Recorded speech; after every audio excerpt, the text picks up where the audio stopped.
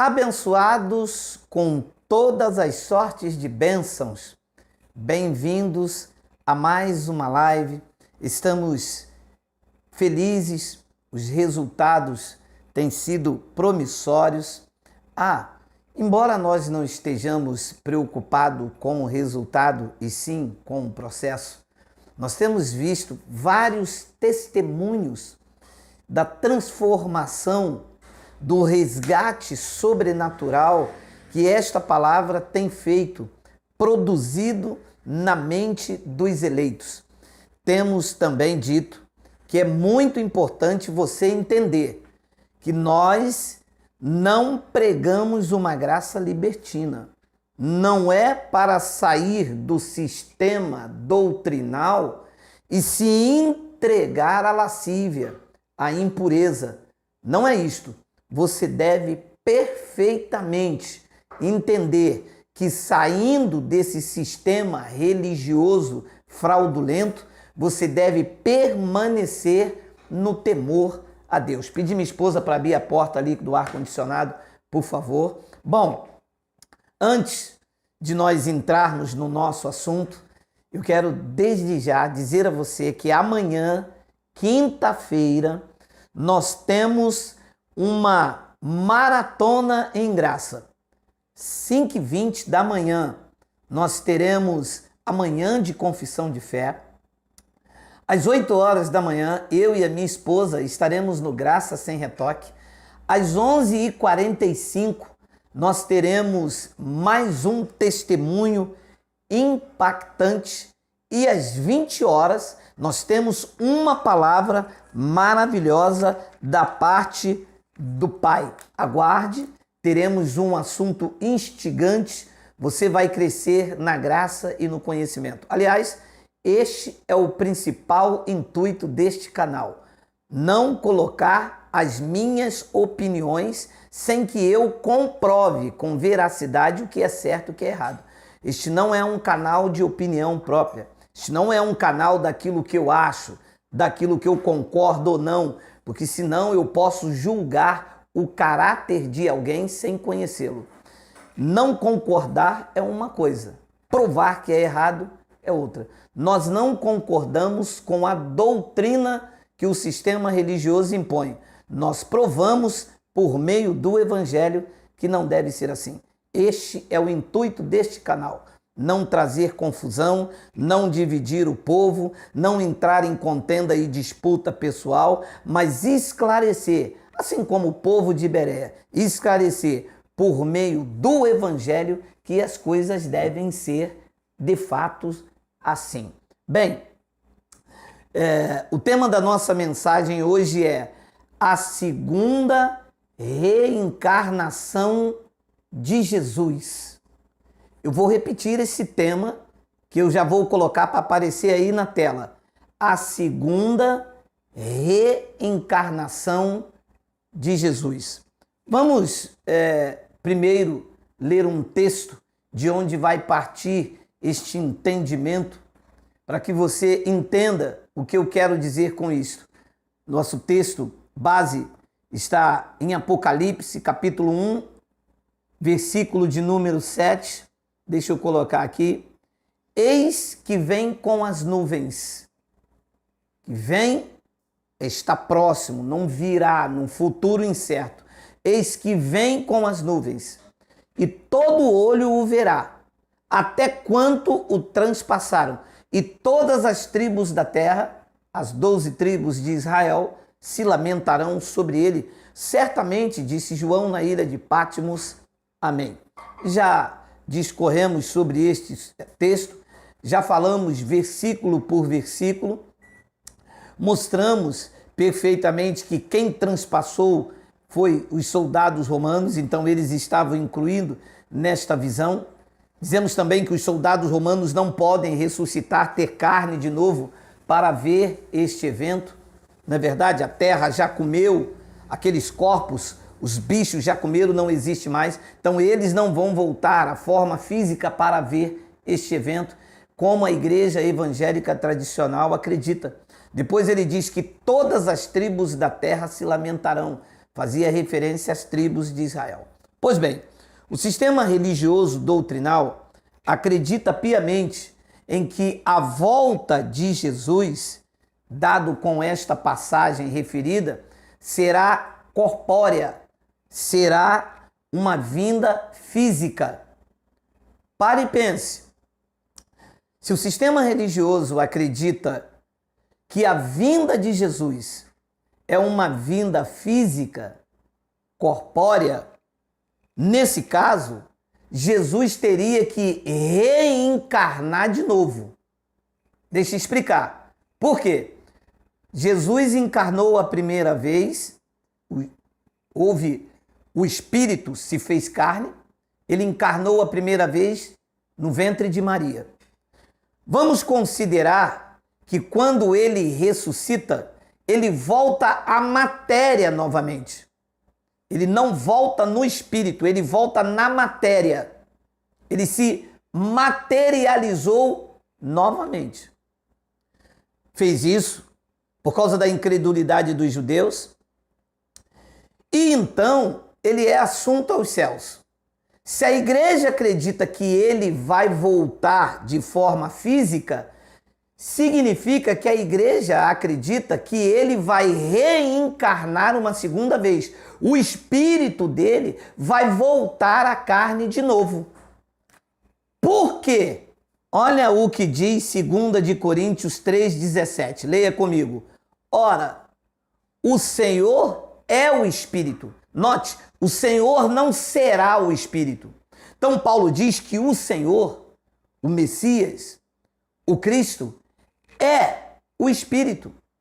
Ora, se o Senhor é o Espírito, e quem afirma isto é o apóstolo Paulo no primeiro século da era cristã, significa que para ele vir numa forma corpórea, esse Espírito aqui vai ter que voltar novamente na carne de Jesus, que é para o povo reconhecer ele. Você está entendendo que entramos então num colapso doutrinário? Você entende então que vamos ter que ajustar todas as nossas mensagens a esse sentido reencarnatório? Ora, se o Senhor é o Espírito e ele vai vir numa forma corpórea, significa que o Espírito não tem olho, não tem corpo. Significa que quem está lá nos céus não é Jesus de Nazaré, é o Espírito. Aqui está escrito assim. Ora, o Senhor é o Espírito. E onde está o Espírito do Senhor? Aí há uma liberdade. Não há mais o rigor cerimonial da lei. Era isso que Paulo estava passando aos seus ouvintes no primeiro século. Então, cria-se aqui a mística daquilo que João falou numa linguagem às 7 igrejas da Ásia, e a igreja evangélica judaizada, debaixo desses ensinos judaizantes, absorvendo essas linguagens de figuras, vão ao seu bel prazer, dizendo que Jesus vai vir sobre as nuvens. Ora, se ele é Espírito, então se ele vir sobre as nuvens, ele sendo o Espírito, ninguém pode ver o Espírito. Então significa isto que o tema diz a segunda reencarnação de Jesus, se grande parte maciça da igreja está esperando ele vir sobre as nuvens. Se ele vem sobre as nuvens. Então, Jesus de Nazaré era o Deus encarnado.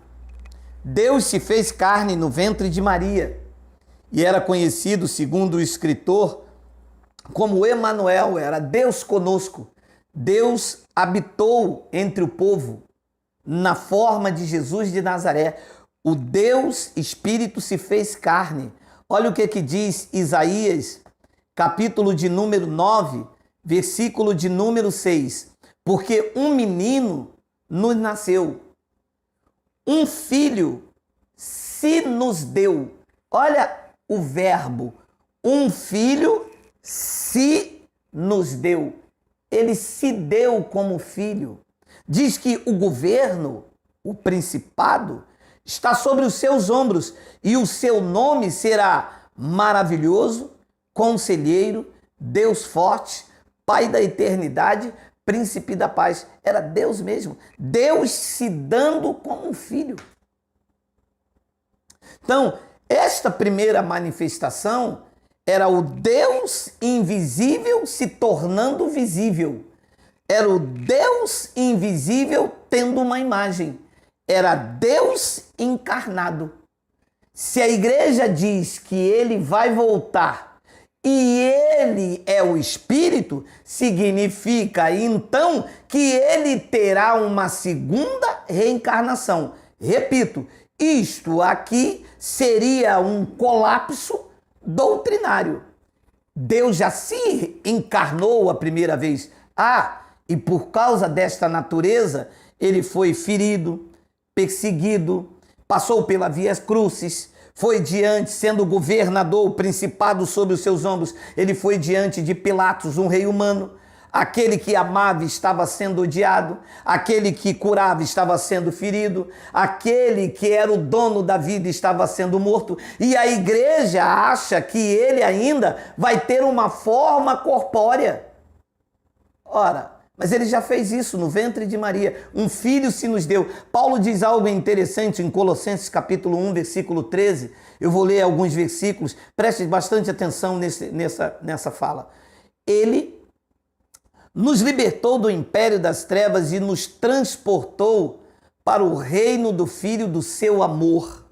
Versículo de número 14. No qual temos a redenção e a remissão dos pecados. Bem, nós, eu e você, a igreja do novo pacto pós-70 já não teve pecados. Pecados remidos foram aqueles que estavam debaixo da primeira aliança. Foram os irmãos que viveram a transição antes da lei, no qual temos a redenção, a remissão dos pecados. 15. Este,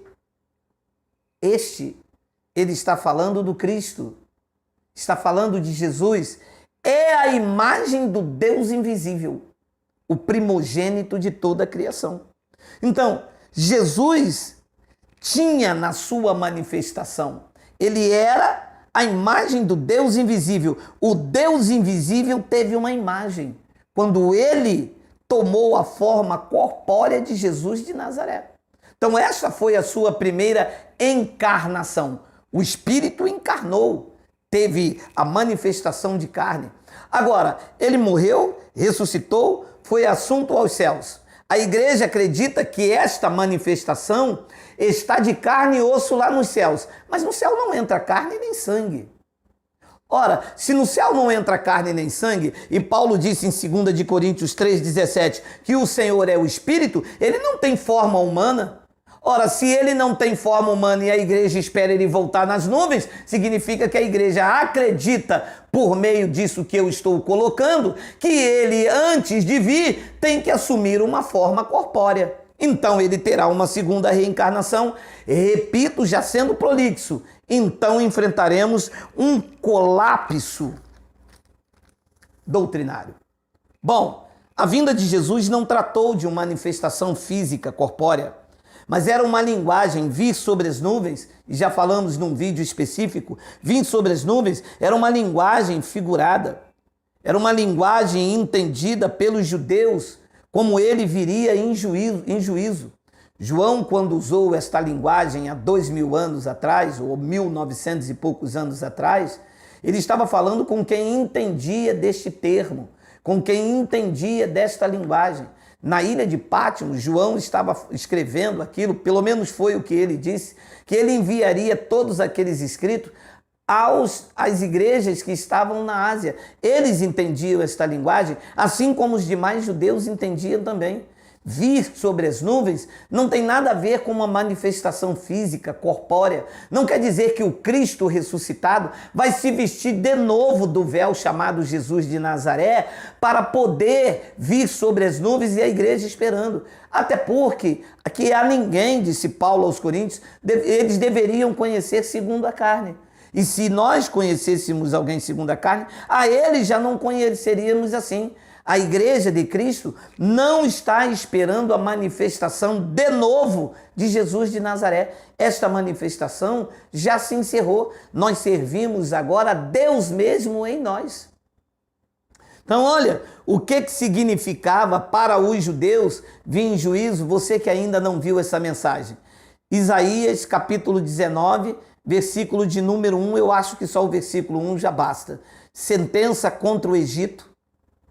Eis que o Senhor, cavalgando numa nuvem ligeira, vem ao Egito. Os ídolos do Egito estremecerão diante dele e o coração dos egípcios se derreterá. Isto era uma sentença, isto era um juízo contra o Egito. E o Senhor viria como? Cavalgando numas nuvens. Ou seja, Deus viria numas nuvens. Esta linguagem de figura dada pelo profeta significava o quê? Que Deus viria julgar aquela nação. Era isto o que se entendia. Mas a igreja gentílica adotou os costumes judaicos, pega a Bíblia de forma literal e aplica esse literalismo sobre a vida de uma igreja que não tem nada a ver com os costumes e as tradições judaicas. Ora, aqui está claro, ou é possível Deus cavalgar numas nuvens? Este tipo de linguagem, ela pode ser vista de forma literal? Há uma nuvem que pode servir para que o Espírito cavalgue nela? Não está vendo que isso diz respeito a uma forma em que as nações viriam o juízo de Deus? É claro que sim. A igreja não entendeu isto. A igreja estava preocupada com outros assuntos, com outros argumentos, de fazer as pessoas cativas, presas, vitimizando, engessando a mente dos incautos. Foi isso que a igreja se preocupou, dando revista, obrigatoriedade presencial, uma cobrança exorbitada, uma coação sobre o dízimo, um dízimo velado, obrigatoriedade e ameaça. Tudo isto aqui é que a igreja se preocupou ao longo do tempo, ao invés de trazer um assunto de edificação para que a igreja crescesse na graça e no conhecimento e tirasse os seus olhos daquilo que é físico e colocasse naquilo que é verdadeiramente o reino. Então, vir sobre as nuvens, cavalgar sobre as nuvens, era a sentença contra o Egito. Eles entenderiam que Deus iria julgar aquela nação. Esta linguagem de figura também foi feita por Jesus de Nazaré, que diante as pessoas que passariam pelo seu juízo, ele usava o codinome Filho do Homem. Aliás, a igreja da atualidade, ao invés de viver o Cristo ressuscitado nas suas vidas, estão esperando o Filho do Homem. Leia essa passagem que já foi pregada por nós, explicada, já foi dita várias vezes pelo nosso irmão Erivelto Soares. Deixa eu aproveitar a oportunidade. Nosso irmão Erivelto Soares, no canal Escatologia Plena, está com um estudo maravilhoso. Maravilhoso. Amanhã, quinta-feira, eu vou ter oportunidade. Eu não sei se ele já lançou a segunda aula. Ele fez são duas. Fez a primeira e fez a segunda, a história do preterismo. Não perca, se você puder assistir. Creio que você vai crescer muito na graça e no conhecimento com o nosso irmão Erivelto, que é um dos pioneiros nesses argumentos que nós apresentamos. É o canal Escatologia Plena, tá bom? Dá uma passada lá e veja esse estudo. Então, Jesus de Nazaré, quando anunciava o juízo diante daqueles que passariam por ele, que seriam julgados por ele, também trouxe este argumento, esta linguagem de figura, este modo de falar próprio dos judeus.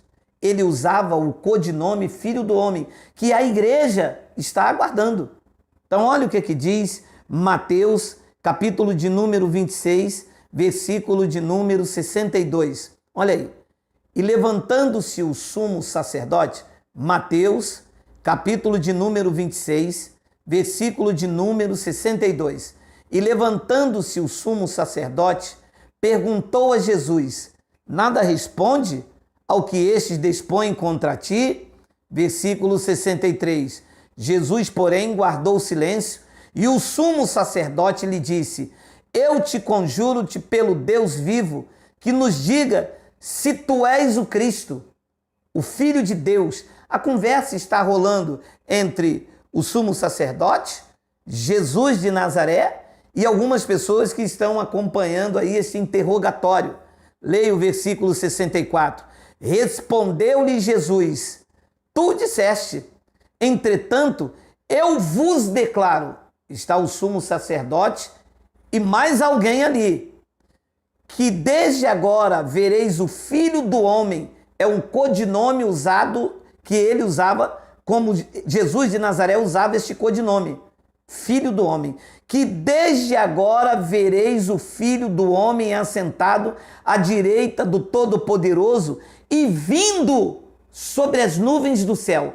Jesus estava dizendo ao sumo sacerdote: vocês vão ver eu, que era ele, o Filho do Homem, vir assentado à direita quer dizer destra, no supremo local de autoridade, do Todo-Poderoso vindo sobre as nuvens do céu. 65. Então o sumo sacerdote rasgou as suas vestes, dizendo: blasfemou, que necessidade mais temos de testemunha? Eis que ouviste agora a blasfêmia. Eis que ouviste agora a blasfêmia. Por que o sumo sacerdote rasgou as suas vestes? Porque Jesus estava se colocando como juiz, como Deus. Porque o sumo sacerdote sabia que vir sobre as nuvens representaria o juízo. E ele disse: isto é blasfêmia, isto levou Jesus à cruz. No versículo 66, ele diz: e que vos parece? Responderam eles: é réu de morte. Então a religião levou Jesus à cruz porque ele estava se dizendo o próprio Deus. Por quê? De acordo com Isaías 19, versículo de número 1, quando a expressão dizia vir sobre as nuvens, estava dizendo que Deus estava vindo julgar uma nação. Mas era exatamente isto que aconteceu em 70 DC. Só que a igreja, por desconhecer esta linguagem de figura, está esperando uma manifestação física. E aí o tema sucinto, o tema proposto. E aí então, se ele tem que vir numa forma corpórea, e Paulo diz que ele é o Espírito, ele vai ter então que reencarnar. E lembra que eu disse por que o colapso doutrinário? Porque se ele reencarnar pela segunda vez, ele vai ter que morrer de novo. E aí a igreja terá que crucificar para si mesmo, de novo, o Filho de Deus. Mas Paulo deixa bem claro a todos que conhecem a revelação da graça de Deus, em Romanos 6,9, que diz assim: sabedores de que, havendo Cristo ressuscitado dentre os mortos, já não morre. A morte já não tem domínio sobre ele. Não tem como ele tomar forma física de novo, porque a morte já não tem mais domínio sobre ele. Paulo explicou no versículo 10 que isto é impossível, ele ter uma forma física novamente. Pois quanto a ter morrido, de uma vez para sempre morreu para o pecado, mas quanto a viver, vive para Deus. Ele morreu uma única vez, definitivamente. Lá no céu não está Jesus de Nazaré. 2 Coríntios 3,17, o Senhor é o Espírito. E se o Senhor é Espírito, como esperar ele vir numa nuvem com uma forma corpórea? Teria necessário ele reencarnar. E aqui diz que a morte já não tem mais domínio sobre ele. Isso aqui faz parte de uma maturidade. Isso faz parte de um entendimento profundo. Isto faz parte de você ter a mente voltada para aquilo que realmente edifica, para um crescimento em grande escala, avançando para o que é perfeito, e não se pegar as tradições religiosas que está aí olhando para as nuvens todos os dias, quando amanhece ou quando anoitece, e dizendo: ele virá sobre as nuvens. Ele já veio. Vir sobre as nuvens dizia respeito ao juízo sobre o povo de Israel. O juízo que aconteceu, como Pedro disse, a partir do templo lá em Jerusalém. Estava associado a isso. Eles perguntaram: Senhor, quais são os sinais da tua vinda e do fim do século? Ele disse: vede tudo isto, não ficará aqui pedra sobre pedra. A queda do templo já estava associado ao juízo que aconteceu em 70 DC. Daí para cá, o pacto da graça de Deus foi estabelecido. Os pactos deixaram de se cruzar. E Cristo reina absolutamente sobre a sua igreja, que é agora o Israel de Deus espiritual, feita de judeus e gentios. E ele, o cabeça, a Jerusalém livre, que é mãe de todas, lá do alto. tá bom? Eu vou ficando por aqui. Amanhã, quinta-feira, nós temos 5h20 da manhã, nós temos manhã de confissão de fé. Amanhã é 25 de março. Nós temos depois 8 horas, eu e a minha esposa Jaqueline, lá no Graça Sem Retoque. Às 11h45 nós temos mais um testemunho de edificação. E à noite, às 20 horas, um argumento maravilhoso vai trazer um crescimento extraordinário para a sua vida. Assim é, sintam todos abraçados. Melhor noite, até amanhã, querendo o Pai. Graça e paz.